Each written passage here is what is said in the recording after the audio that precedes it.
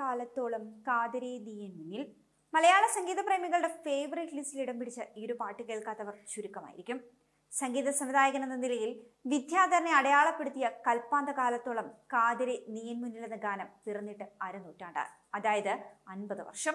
മലയാളത്തിലെ അവസാനത്തെ black and white സിനിമയായ എന്റെ ഗ്രാമത്തിലെ പാട്ടാണിത്. ശ്രീമൂലനഗരം വിജയൻ രചിച്ച ഈ ഗാനം മധ്യമാവധിയും ശ്രീരാഗവും ചേർത്ത് രാഗമാലികയിലാണ് ചിട്ടപ്പെടുത്തിയിരിക്കുന്നത്. പാടിയതാകട്ടെ യേശുദാസും. 1984 ഈ പാട്ട് ഇറങ്ങിയതെങ്കിലും വിജയൻ ഇത് എഴുതിയത് 1975 ആദ്യ റെക്കോർഡിംഗ് 1976. കാലത്തോളം എന്ന ഈ പാട്ടിന് 2 സംഗീത സംവിധായകരുണ്ട്. ആദ്യം സംഗീതം നൽകിയത് പ്രതാപ് സിംഗ് ആണ്. തുളസിത്തറ എന്ന വിജയന്റെ നാടകത്തിന് വേണ്ടിയായിരുന്നു അത്. കഥകളി സംഗീതത്തിന്റെ മാതൃകയിലായിരുന്നു ഈ സംഗീതം. കാലത്തോളത്തിന് ആദ്യം ഒരാൾ സംഗീതം നൽകിയ കാര്യം വിദ്യാധരനും ആദ്യം അറിയില്ലായിരുന്നു. പിന്നീട് പ്രതാപ് സിംഗ് തന്നെ ഈ ഒരു കാര്യം വിദ്യാധരനോട് പറയുകയുണ്ടായി.